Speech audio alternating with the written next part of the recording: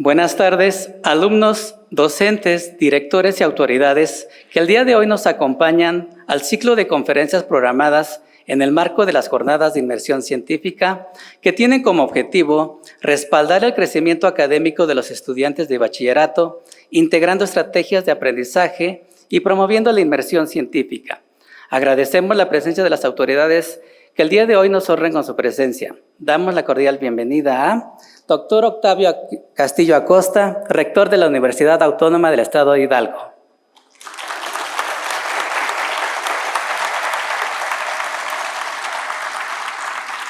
Dr. Otilio Arturo Acevedo Sandoval, director del Instituto de Ciencias Básicas e Ingeniería.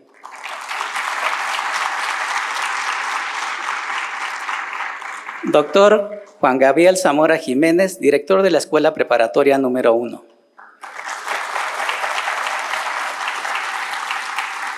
Licenciado José Miguel Martínez Martínez, director de la Escuela Preparatoria número 3.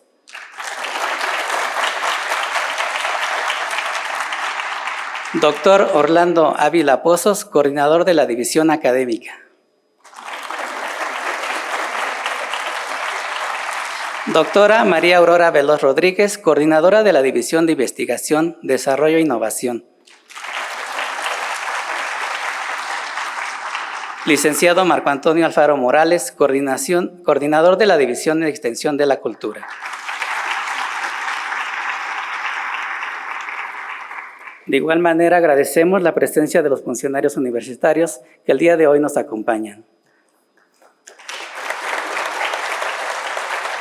Agradecemos la asistencia de docentes, alumnos de las diferentes escuelas preparatorias y escuelas superiores que el día de hoy nos acompañan. Tenemos la Escuela Superior de Zimapán, Escuela Superior de Tepeji del Río, Escuela Preparatoria 1 y Escuela Preparatoria número 3. Sean todos bienvenidos.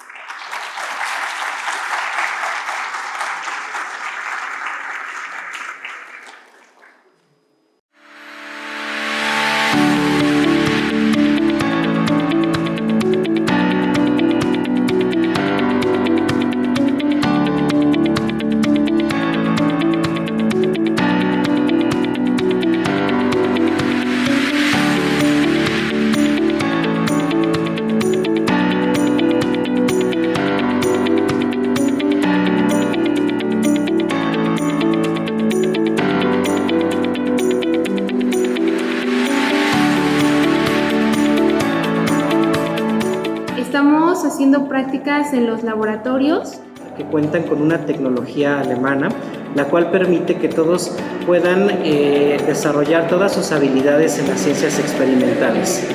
Mi nombre es Alondra Lejarza Cervantes, vengo de la Escuela Superior Tepeji del Río. De la preparatoria número 7 de Ixmiquilpan. Preparatoria número 5 de Iztlahuaco, actualmente curso el cuarto semestre. Vengo de la Escuela Superior de Tula y estoy aquí por la Universidad Científica. Venimos de la Escuela Superior de Zimapán, somos de segundo semestre y fuimos a hacer prácticas a la Prepa 1. La verdad, bueno, en mi caso me parecieron muy interesantes. Venimos de la Escuela Superior de Tizayuca. Esta visita nos ha parecido muy interesante, ya que hemos conocido las instalaciones de Prepa 1 y el camino que se toma desde esa escuela hasta aquí, Ciudad del Conocimiento. Es muy grata para nuestros estudiantes, a pesar de la distancia de donde nosotros venimos, ellos están muy contentos, muy gustosos. El mensaje que se le deja en cada una de las actividades es precisamente del seguir creciendo, precisamente del seguir sumando, y creo que este tipo de actividades son lo que terminan al final del día marcando diferencia. Pues hablando en general en el estado de Hidalgo, pues creo que es la mejor universidad que te da muchísimas posibilidades de crecer, de aprender. Muchas gracias. Gracias. Yo como estudiante me siento garza. Como conceptuamos a la educación en la Universidad Autónoma del Estado de Hidalgo es como un mecanismo de movilidad, un eje que permita brindarles a todas y todos una mejor posibilidad de vida personal y también para sus familias. Por favor, manden un saludo a sus familias, a sus papás agradecerles que les han dado la oportunidad de esta experiencia que espero les haya agradado en suma.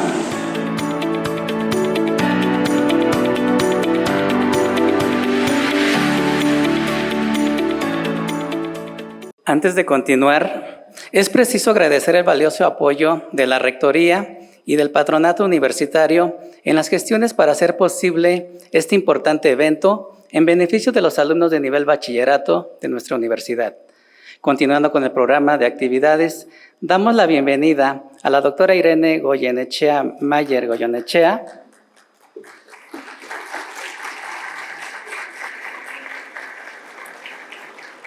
quien presentará la conferencia Patrones de Distribución Ecológicos e Históricos. Antes de ceder el uso de la voz, me permitiré dar lectura de su trayectoria. Irene Goyenechea Meyer cursó la licenciatura en Biología en la ENEP Iztacala UNAM, donde obtuvo mención honorífica al defender la tesis Condición citogénica de Celoporus gramicus en Santuario Mapete, Hidalgo, México. Cursó la maestría en Ciencias Biología Animal en la Facultad de Ciencias de la UNAM, obteniendo la medalla Gavino Marreda por el mejor promedio de la generación y estudió el doctorado en Biología de la Facultad de Ciencias de la UNAM. Es investigadora del Centro de Investigaciones Biológicas de la UEH desde enero de 1999.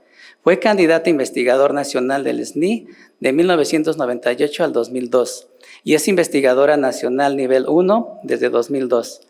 Es profesora con perfil deseable del PROMEP, consejera universitaria del 2003 al 2007 y de nuevo desde 2021. Es curadora de la colección hipertológica del CIF-UAH. Sus líneas de investigación son la sistemática y biogeografía de reptiles, en donde desarrolla actualmente proyectos relacionados con la diversidad de reptiles en el estado de Hidalgo, así como acerca de la biogeografía de la Sierra Madre Oriental, usando los reptiles como modelos de estudio.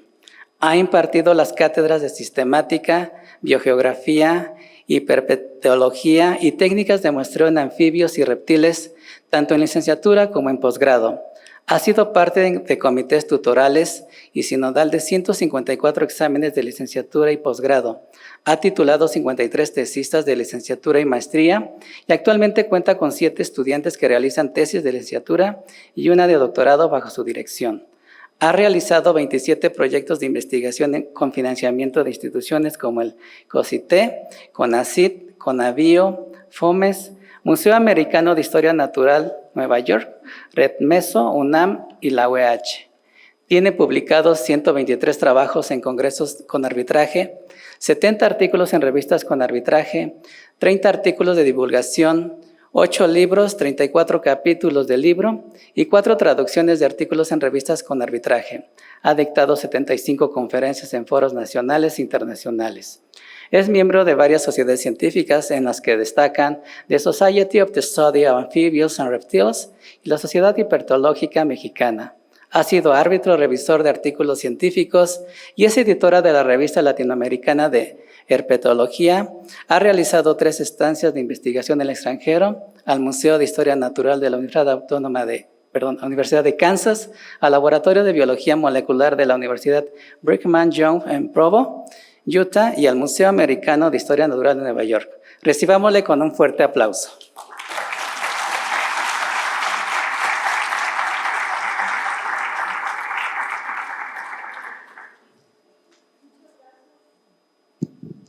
Buenas tardes, muchas gracias por estar aquí. Pues bueno, después de esta presentación tan pequeñita, les agradezco mucho de verdad que estén por acá. Y bueno, les voy a platicar acerca de un tema que a mí me llama mucho la atención y el que me he dedicado pues ya mucho tiempo de estudio. Y este tiene que ver con los patrones de distribución.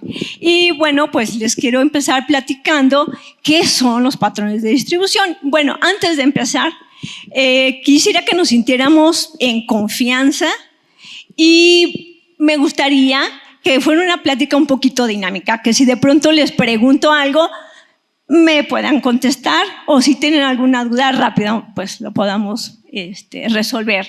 Pero bueno, si me pueden pasar la siguiente, por favor. Vamos a empezar platicando qué son los patrones para después entrar en los patrones de distribución.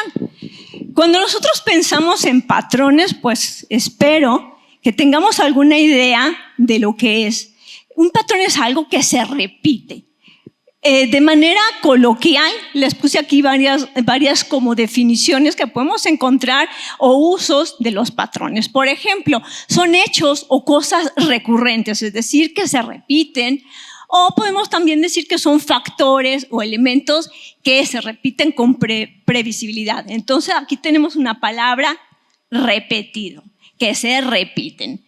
Entonces, también los podemos usar para producir algunas cuestiones o les llamamos también regularidades, cosas, vuelvo a repetir, que se repiten. Y pues básicamente esto lo vemos todo el tiempo en nuestras vidas, en la naturaleza, por supuesto. Si yo les pregunto ahora mismo, ¿conocen algún tipo de patrones? ¿Les viene a la mente algún tipo de patrón? Por ejemplo, ¿qué tipo de patrón se te viene a la cabeza a ti que dijiste sí? Un patrón numérico podría ser, efectivamente, y hay muchas cosas. ¿Me puede poner la que sigue, por favor? Los patrones numéricos los vamos a ver, pero los patrones más sencillos que se me vienen a mí a la cabeza cuando pienso en eso, en patrones, son justamente cosas que se repiten. Perfecto, el día y la noche. Son cosas que se repiten, son patrones temporales que se repiten y lo sabemos. No tenemos que hacer nada nosotros. Después del día viene la noche y después de la noche vuelve a venir el día, ¿correcto? Y si así lo vamos repitiendo, pues tendremos entonces las estaciones del año. Tenemos invierno, primavera, verano, otoño y otra vez invierno y así sucesivamente. Nosotros no tenemos que hacer nada, simplemente esto es un patrón, es algo que se repite. Y como bien nos comentaba su compañero, la siguiente por favor, también en la naturaleza tenemos patrones que se repiten y que podemos observar numéricamente. Entre los patrones generales que podemos encontrar, tenemos a la simetría. Y eso es algo que nos enseñaron desde que íbamos en la primaria, ¿cierto? ¿Qué es la simetría? La simetría es cuando nosotros encontramos a un cuerpo, el que sea, y vemos si tiene dos lados iguales. Eso es tener simetría, ¿cierto? Aquí en las diapositivas pues les puse, por ejemplo, una mariposa. Un lado y el otro lado de la mariposa son simétricos, son iguales. Lo mismo si vemos, por ejemplo, el pavo real. Lo podemos dividir en dos y eso implica tener simetría. Lo mismo que esta diapositiva de este pájaro, que podemos dividirlo en arriba y abajo, podríamos decir, y se ve simétrica la situación, ¿correcto? Entonces, esto es la simetría. La siguiente, por favor. También podemos hablar de patrones cuando hablamos de fractales, que son estos patrones que se repiten, pues, indeterminadamente, dice aquí la diapositiva adecuadamente, y bueno, mientras más se repite el patrón, vamos de lo pequeño a lo grande o de lo grande a lo pequeño. Fíjense bien aquí en los ejemplos que les puse. En la diapositiva, en la fotito de arriba, tenemos un helecho arborescente. Y los helechos, si ustedes se dan cuenta, tenemos esa hoja que está formada de pequeñas hojitas, podríamos decir, y cada una de estas es un patrón pequeñito que se va repitiendo en más grande y en más grande. Eso es una fractal. Lo mismo sucede, por ejemplo, con el caracol acá, donde tenemos de menos a más y se va repitiendo y repitiendo y repitiendo el patrón de chico a grande o de grande a chico, como quisiéramos ver. Y en la de hasta abajo es una diapositiva que me gusta mucho, que es un brócoli que no tenemos tanto acá en México, pero piensen también en el brócoli que tenemos acá. Son esos como arbolitos que vamos formando, esos patrones que se van repitiendo desde las base del brócoli a formar los ramilletes, los ramos más grandes y bueno, pues tener el brócoli completo. La siguiente, por favor. Otro de los patrones que observamos constantemente en la naturaleza, pues tiene que ver con las espirales. Todo el mundo se está imaginando cosas independientemente de lo que les puse acá. Pero podemos tener cuestiones espirales, por ejemplo, en ese cactus que les puse por allá, pero también en una cola de un camaleón vemos perfectamente el espiral. Y este mismo espiral lo vamos a repetir en diferentes momentos de la naturaleza, grandes y chicos. Un nautilus, por ejemplo, un caracol de mar. Tenemos un huracán, lo mismo, una espiral. Y por supuesto, hablando de las galaxias, también tenemos espirales. Entonces noten que de lo más pequeño a lo más grande tenemos estos patrones. Piensen siempre esa palabra, estas repeticiones, chicas o grandes, pero las vamos teniendo a lo largo de toda la naturaleza. La siguiente, por favor.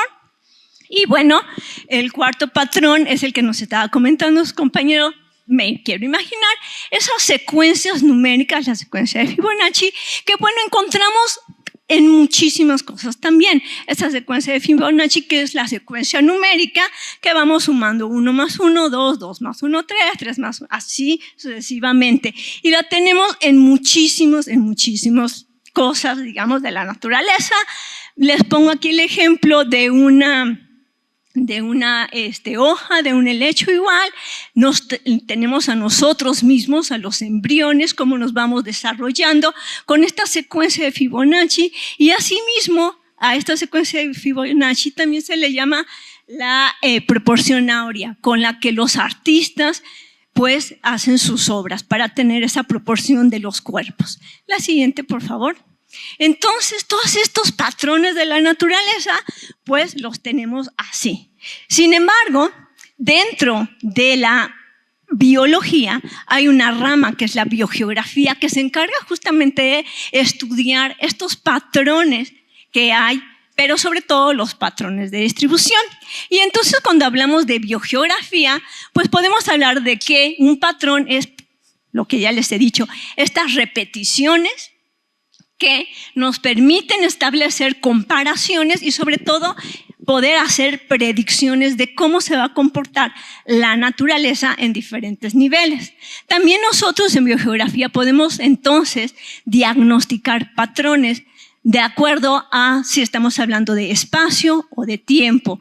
También podemos entonces describir los patrones de distribución geográfica, pero no solamente de las especies, sino a través de géneros, familias, es decir, de taxones superiores, y vamos, por supuesto, a poder poner a prueba todas estas hipótesis que estamos encontrando en los patrones. La siguiente, de favor. Pero cuando hablamos de distribución, todo el mundo nos podemos tener en la cabeza. Perdón, gracias. Cuando hablamos de distribución, dejen ver cómo se usa esto. Ok. Cuando hablamos de distribución, pues pensamos justamente dónde se encuentran los organismos. Distribución geográfica, dónde viven las plantas, dónde viven los animales, pero podemos hacer dos separaciones de lo que es la distribución tal cual. Uno, que es la distribución geográfica, que quiere decir que vamos a pensar en el lugar específico en donde se encuentra esa planta, ese animal, las coordenadas geográficas, por decir algo, a los 99 grados, 30 minutos, 28 segundos de latitud norte me encuentro este organismo. Eso tendría que ver con la distribución geográfica. O si hablamos de las regiones biogeográficas, bueno, sabemos que hay organismos que viven en la región boreal, en el norte, o en la región austral, en el sur. Ese es el tipo de cosas o de patrones que vamos a encontrar con las distribuciones geográficas. Mientras que si hablamos de distribuciones ecológicas, hablamos de distribución, sí, de los organismos, pero tomando en cuenta factores. Ok, un organismo puede vivir en México, pero también puede vivir de acuerdo a las condiciones que hay en México. Por ejemplo, si tenemos un lugar con precipitación de 200 milímetros en el año, pues vivir en cierto lugar. O si la temperatura va de los 20 a los 30 grados centígrados, ahí podremos encontrar a otros organismos. Entonces aquí hablamos de organismos que se llaman euri, son los prefijos euri y esteno. Podemos hablar de organismos euritérmicos o estenotérmicos. Los organismos euri quiere decir que tienen un intervalo amplio. Un organismo euritérmico, por ejemplo, es un organismo que puede vivir en una temperatura amplia, desde los, digamos, 0 grados hasta los 80 grados. Es un organismo que puede vivir con temperaturas distintas, en un rango amplio. Mientras que si hablamos de organismos estenos, vamos a hablar de organismos que viven en condiciones estrechas. Por decir algo, un organismo que es un estenotérmico puede vivir en temperaturas muy altas, de los 95 a los 98 grados. No es lo mismo estrecho que alto o amplio, ¿correcto? Por eso me gusta ponerles esto, porque tenemos entonces estos dos tipos de distribución que nos van a permitir explicar por qué los organismos viven en ciertos lugares. La siguiente, por favor. Muy bien. Y con estas cosas en común, con estas definiciones de distribuciones, entonces a través del tiempo ya conocemos muchos patrones de distribución, muchos patrones biogeográficos, ecológicos y también históricos. Aquí les puse 3 ejemplos de patrones biogeográficos ecológicos muy bien documentados. Por ejemplo, tenemos el patrón latitudinal de la riqueza de las especies. ¿Qué significa esto? Que en general hay una mayor cantidad de especies en los trópicos que en los polos. Este es un patrón muy bien conocido que tiene que ver con la latitud. Otro patrón ecológico tiene que ver con el tamaño de los organismos de acuerdo a donde viven. Y esto se conoce como la regla de Bergman. La regla de Bergman dice que vamos a tener cuerpos más grandes en donde tengamos latitudes más grandes. Entonces, por un lado, tenemos gran diversidad en los trópicos, pero por otro lado tenemos mayores tamaños en los polos. Por ejemplo, acá, el oso polar vive pues en la región del Polo Norte y es mucho más grande que el oso, por ejemplo, que vive en Asia, que es mucho más pequeño. Esto sigue la regla de Bergman. Lo mismo sucede con estas serpientes. Tenemos unas serpientes más grandes en la India y su especie hermana se encuentra en Australia y es mucho más pequeña que esta. Entonces, esto es un ejemplo de la regla de Bergman, de este otro patrón ecológico. Y tenemos también un patrón altitudinal de riqueza de especies. Entonces, independientemente de la latitud, de si estamos en los trópicos o en el Polo Norte, o si tenemos cuerpos grandes o no, la altitud también nos dice qué tantos organismos tenemos a ciertas elevaciones. Entonces, el mayor número de especies la encontramos en tierras bajas. Si nosotros nos imaginamos una montaña, entonces podemos ver que hay muchas más especies en la falda de la montaña que en el pico de la montaña, ¿sí? Este es justamente el patrón altitudinal de la riqueza de especies. Eso se los puse en una montaña. Imagínense ustedes que cambian la altitud, obviamente, en la falda y en el pico de la montaña. ¿Correcto? La siguiente, por favor. Y cuando hablamos de patrones históricos, patrones biogeográficos históricos, siempre estamos hablando de este factor que es muy importante, la vicarianza. La vicarianza es la fragmentación de un área por la aparición de una barrera. Acá se los pongo de este lado. Tenemos un área que se fragmenta porque se forma una barrera, digamos una montaña y separa en dos a ese lugar, o se forma un río, o tenemos la fragmentación de los continentes por deriva continental. Y entonces pues las poblaciones quedan aisladas y a través del tiempo se forman diferentes especies. Con esto en mente tenemos estos otros 2 patrones históricos. Por un lado, las áreas de endemismo, que escúchenlas, este término lo vamos a estar escuchando desde ahora hasta que termine la presentación. Las áreas de endemismo, que son lugares en donde hay organismos diferentes que viven solamente en estos lugares y se forman justamente por la vicarianza.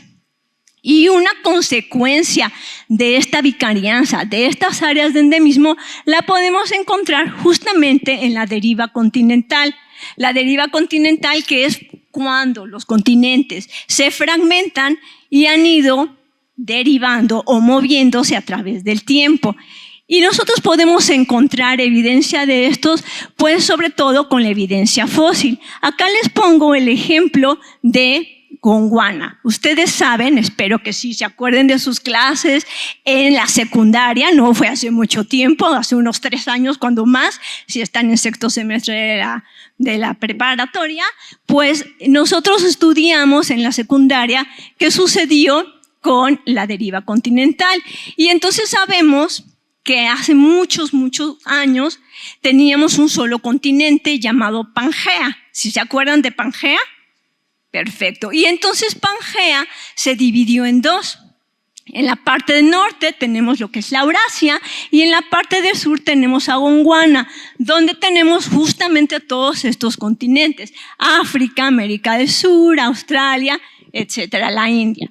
Y entonces hay evidencia fósil que nos permite ver cómo es que estos organismos vivían en las mismas áreas y ahora se conoce que están separados porque, pues bueno, la deriva continental movió a estos continentes y a los organismos. Por ejemplo, este organismo de acá vivía en Sudamérica y en África, que estaban unidos, y en la actualidad tenemos fósiles en Sudamérica y en África. Eso no quiere decir que los organismos caminaron de Sudamérica y nadaron por el continente, no, digo por el mar.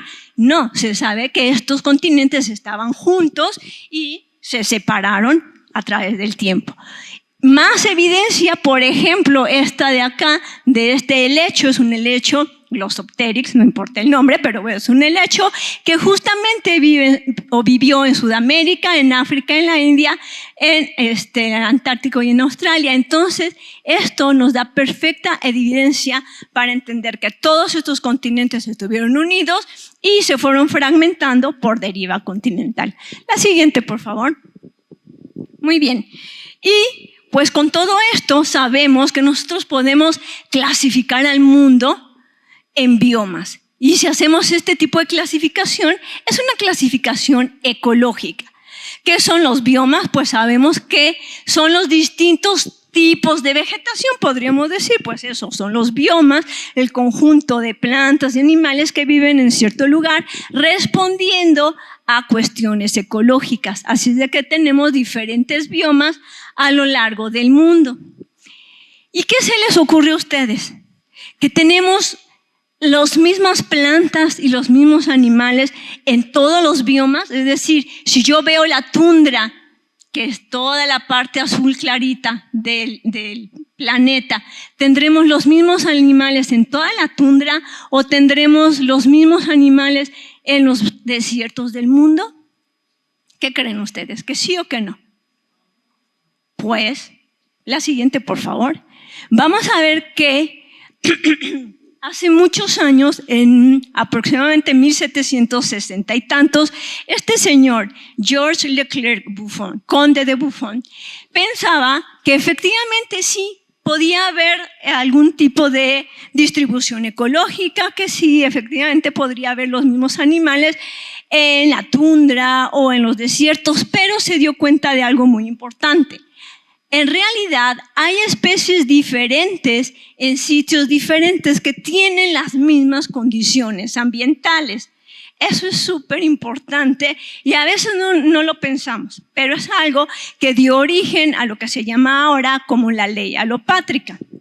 ¿Qué quiere decir esto? Si me pasa la siguiente, que cuando nosotros buscamos los organismos que viven, por ejemplo, en los desiertos de África, en los desiertos de América, etcétera, pues vamos a tener el mismo bioma, el desierto, pero no vamos a tener los mismos animales en los desiertos de África que en el desierto de América, ¿correcto?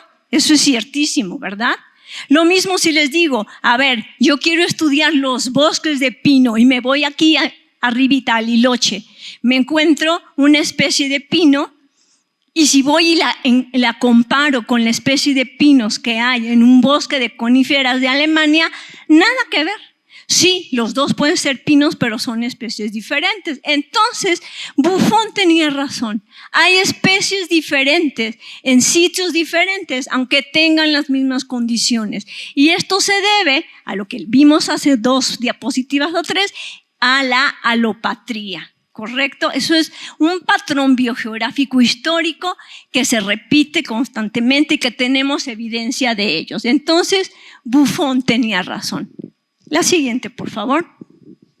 Y si Buffon tenía razón, que la tiene, por supuesto, entonces nosotros podemos dividir al mundo en regiones naturales, que esas regiones van a estar dadas por la exclusividad de sus plantas y de sus animales. Entonces, esta regionalización que les pongo aquí, este mapa con las regiones del mundo, viene desde hace mucho tiempo también. Es un mapa de regiones de Wallace. Wallace lo propuso por ahí de 1800 y tantos y todavía lo tomamos en cuenta. Fíjense bien que en América tenemos 2 grandes regiones, la región neártica y la región no tropical. Y vemos aquí esta línea, lo mismo que vemos aquí esta línea en la etiópica y en la paleártica y en la oriental y la australiana. Y vemos, tantito la de antes, por favor. Vemos esa línea. Estas líneas son las divisiones entre las 2 regiones. En este caso, la neártica y la neotropical. Y justamente en México estamos teniendo la división de la región neártica y la región no tropical.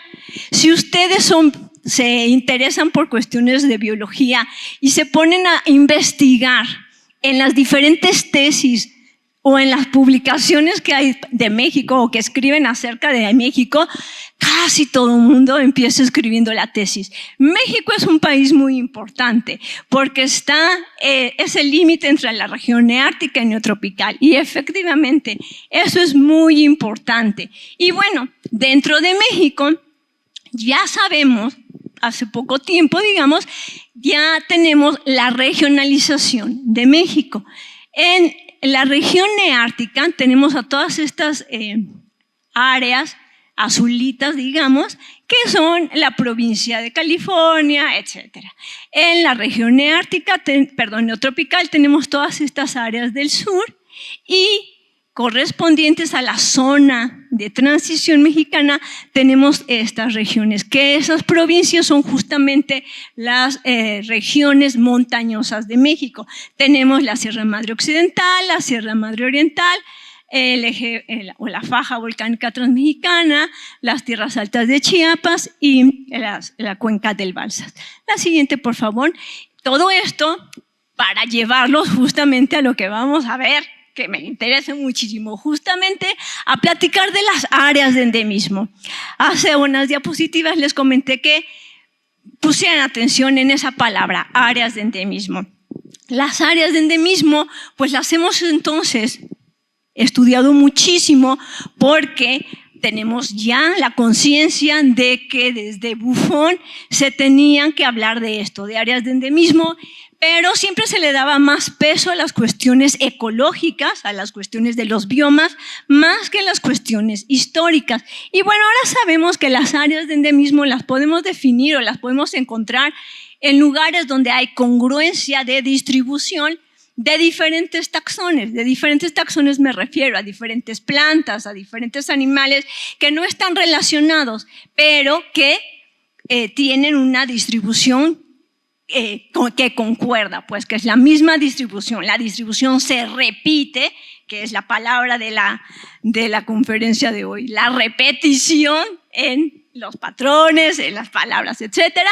Y bueno, esto no se da al azar, esto es un patrón. Por lo mismo, las áreas de endemismo las podemos equivaler o hacer sinónimos a patrones de distribución justamente. Y las podemos usar entonces para hacer conservación. Si nosotros queremos hacer conservación, tenemos que utilizar como unidad de estudio a las áreas de endemismo. También las podemos utilizar para hacer cuestiones de biogeografía histórica y sobre todo para hablar de congruencia espacial de biotas. Biotas es el conjunto de plantas y animales de muchísimos distintas especies y de distintas relaciones filogenéticas. La que sigue, por favor. Y estas áreas de endemismo a través del tiempo, pues las estudiamos desde diferentes métodos. Hay métodos muy sencillos, como el análisis de trazos. No se angustien, no se los voy a explicar. Nada más que este es un método sencillo que requiere nada más de conocer justamente en dónde se encuentran distribuidas las especies. Hay métodos más complicaditos, por ejemplo, como el análisis de componentes, que requiere cuestiones de filogenias, de taxones, que tienen diferentes distribuciones, y otros como el análisis de parsimonia de Brooks o el análisis de parsimonia de endemismos, la siguiente. Y más recientemente se utiliza el análisis de endemicidad. Ese análisis de endemicidad es un análisis muy interesante porque nos permite conocer estas áreas de endemismo a través de índices utilizando este software, y nos permite justamente dar un valor a cada una de las especies que forman el área. Todos estos, la siguiente por favor, todos estos métodos se han utilizado a través de poquitos tiempos, no sé, los últimos 10 años han salido todos estos métodos, un poquito más, y entonces con mis alumnos he tratado de encontrar justamente todos estos patrones de distribución, todas las áreas de endemismo, usando diferentes métodos. Todos estos son de los últimos años, y ahora con relación a les quiero platicar cómo es que lo hicimos. La siguiente, por favor. Entonces, poniéndoles en contexto, ¿se acuerdan que México está entre la zona neártica y la zona neotropical? Perfecto, entonces acá tenemos la zona de transición mexicana, en donde tenemos una combinación de biotas, es decir, que vienen del norte, las neárticas, y las que vienen del sur, que son las neotropicales.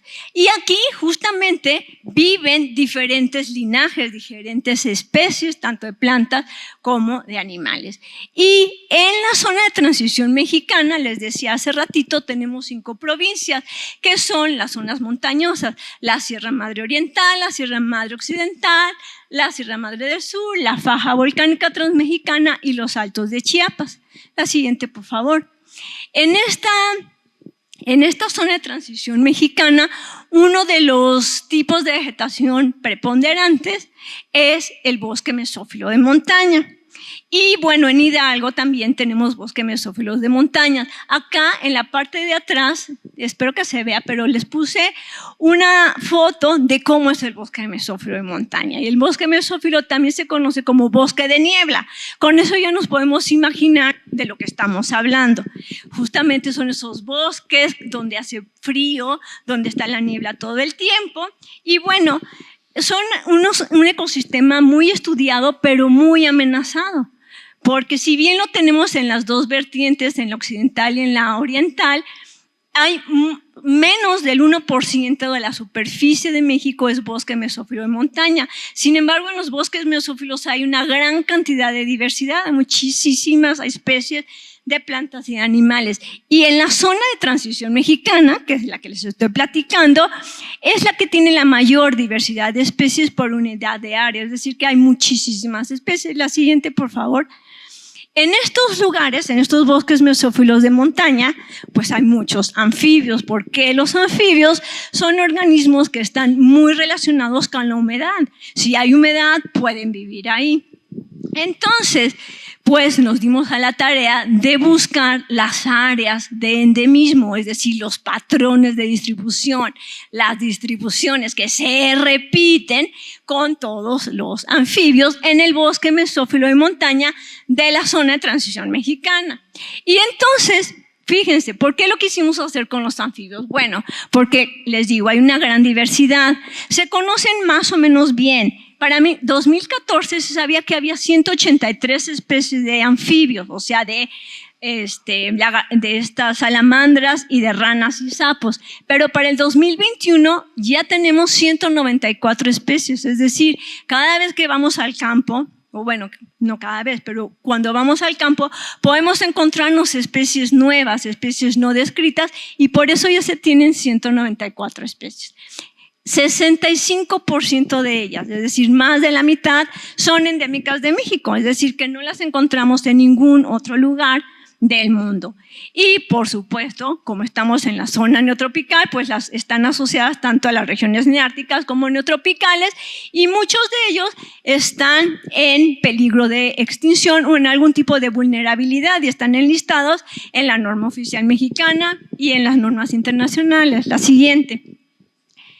Y entonces, para poder hacer este trabajo, utilizamos 126 especies de anfibios que viven en estos lugares, y pues incluimos a estas tres que están aquí, ahorita se las muestro. Este es Chiropterotridon cielonsis, es una salamandra, Sarcoila toyota, que es una ranita, y otra salamandra, Chiropterotriton melipona, que son las tres descritas más recientemente para bosque mesófilo de montaña, y utilizamos datos de la literatura y de bases de datos de la CONABIO, del Sistema de Información de Bosque Mesófilo, de la colección herpetológica de COSUR y mapas de la Unión Internacional de la Conservación de la Naturaleza para sacar todos los datos de distribución de esas especies. La siguiente, por favor. Y utilizamos justamente el análisis de endemicidad para conocer si existían áreas de endemismo, cómo estaban formadas, con cuántas especies y demás. No quiero aturdirlos tanto con la metodología, pero bueno, un área de endemismo, imagínense que es el área que está dibujada de amarillo. Y entonces acá tenemos el ejemplo de tres especies, tres circulitos, la especie azul, la especie roja y la especie verde. La especie azul vive en los 6 cuadritos. Entonces, si nosotros le tenemos que dar un índice, un valor a la distribución de esa especie, le vamos a dar el valor de 1 porque vive en los 6 cuadritos. Mientras que la especie roja vive en 7 de 6 cuadritos, es decir, se sale de la distribución, entonces tiene un valor de un poquito más de 1. Y la especie verde vive solamente en 5 de los 6 cuadritos, y entonces ese va a tener un valor menor de 1. Así le vamos a ir dando valor a cada una de las especies que viven en el área, y con unos algoritmos que nos voy a mostrar ahorita, entonces pudimos encontrar áreas de endemismo. Un área de endemismo va a estar definida cuando tengamos por lo menos 2 especies distintas en los mismos lugares. La siguiente, por favor. Utilizamos 3 tamaños de cuadrículas. Así hicimos la cuadriculación de la zona de transición, de los bosques mesófilos, y bueno, ahí están los parámetros que utilizamos. La siguiente, por favor. Y esto fue lo que encontramos. Encontramos 17 áreas de endemismo en los bosques mesófilos de la zona de transición mexicana.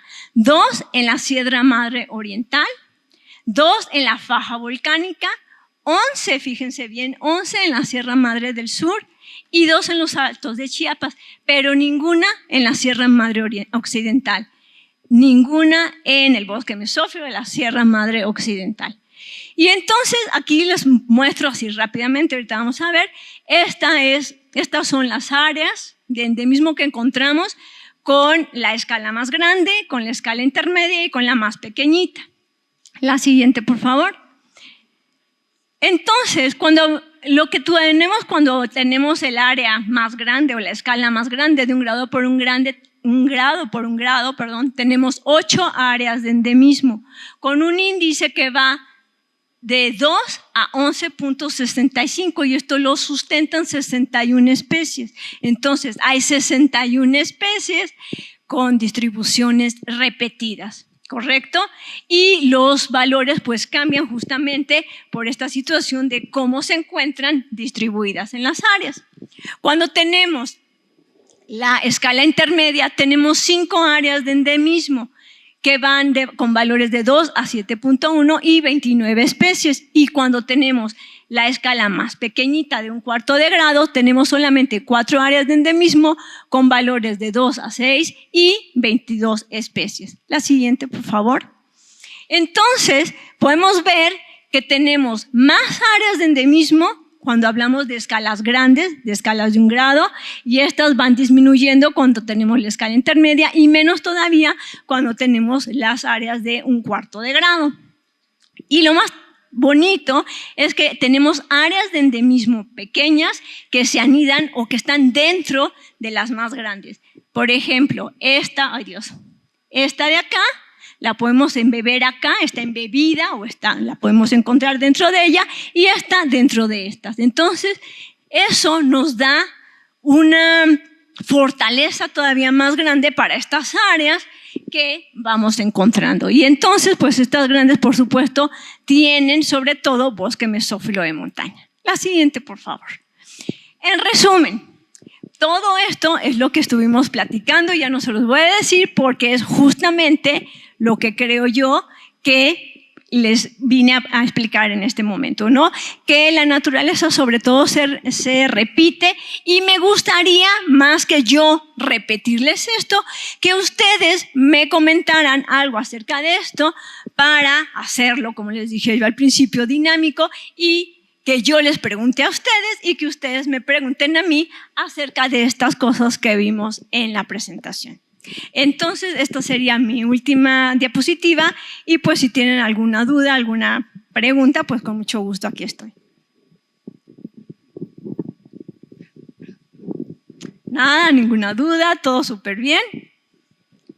A ver, yo les quiero preguntar, fíjense, porque ustedes no tienen dudas, pero yo sí tengo muchas dudas, aunque ya me quiero ir. Ok, a ver, ¿quién me quiere decir? Y les voy a regalar un folder a quien me diga. Fíjense qué regaladas doy. Qué barca, mis. ¿Por qué? ¿Por qué encontramos patrones en la naturaleza? ¿Qué quiere decir que tengamos patrones en la naturaleza? ¿Qué significa eso? ¿Cuál es la palabra clave de esta presentación? Repeticiones, justamente. ¿Quién dijo repeticiones? Acá. ¿Le pueden dar el folder, por favor? Gracias, muy amable. Muy bien, y ahí lo mismo lo estaba diciendo. Hay distribuciones repetidas. ¿Y por qué Buffon tenía razón? ¿Alguien se acuerda de eso de Buffon? ¿Le sonó algo de Buffon? ¿Sí?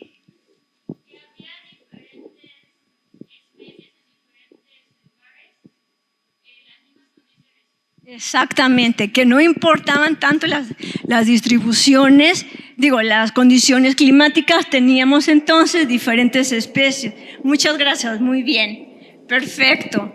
Y a ver, ¿quién me cuenta entonces cómo podemos definir un área de endemismo así fácilmente? ¿Qué es un área de endemismo? ¿Qué será un área de endemismo? ¿A qué se equivale o cómo la podemos encontrar? Algo que les haya quedado. A ver, allá, ajá. Ok, hay especies que son únicas de esa área, exclusivas de esa área, y por lo menos hay 2 de ellas, y entonces se conocen como patrones de distribución. Muchas gracias, muy bien. Ok. ¿Qué es eso de que hay áreas chicas dentro de grandes? Ajá.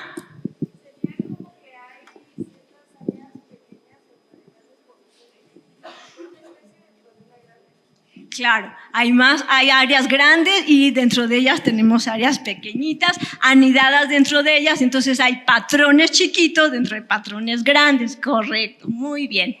Y ya se me acaban las preguntas y me sobraron, pero bueno, ahí se las repartimos luego. A ver, la última. Y eso del espacio y el tiempo. Lo dejé muy como vedado por ahí, pero podemos encontrar patrones espaciales, patrones temporales.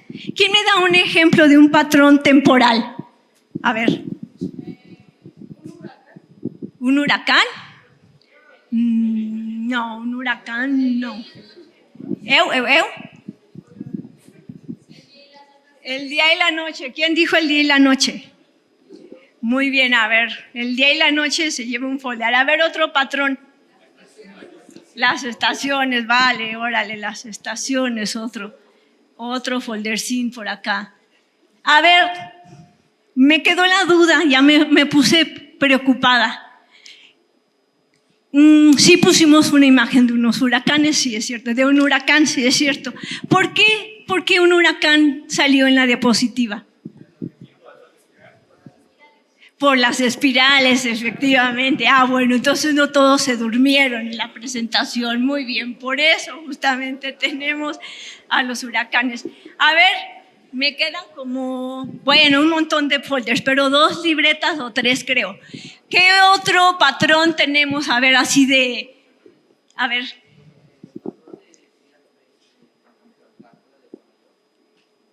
Y no te escuché, ¿qué? Ok. A ver, entonces va para allá, una libretita. ¿Algún otro patrón? ¿Se acuerdan que les platiqué que había las galaxias? Ah, sí, pero todas esas son espirales. A ver, alguien que no me cuente de espirales. Habíamos hablado de Fibonacci, de espirales, de simetría, fractales. A ver, una fractal. ¿Quién me cuenta un patrón fractal? El brócoli, ande, muy bien, ese brócoli es una fractal, muy bien.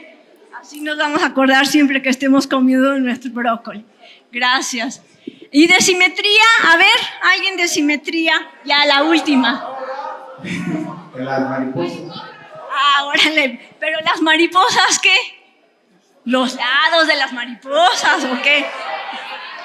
Vale, a ver, pues, entreguen por ahí esta. Listo, quedan algunos folders, se los reparten así, se los entregamos a alguien, ¿no? Porque si no me voy a poner aquí horas y horas haciéndoles preguntas.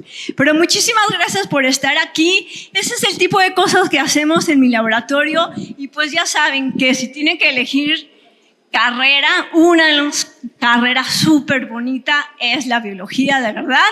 Y pues muchas gracias por estar aquí, jóvenes, muy amables por estar aquí.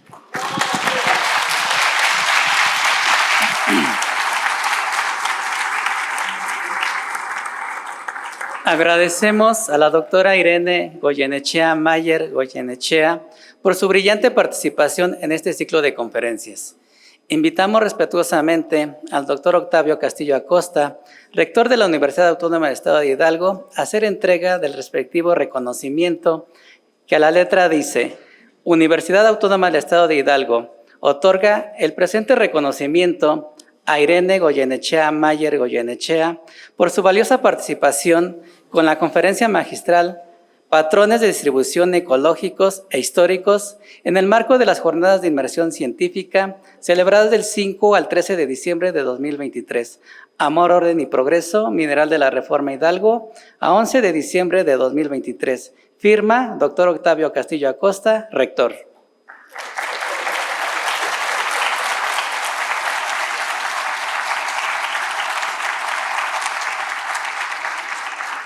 Invitamos respetuosamente al doctor Octavio Castillo Acosta, rector de nuestra universidad, a dar su mensaje.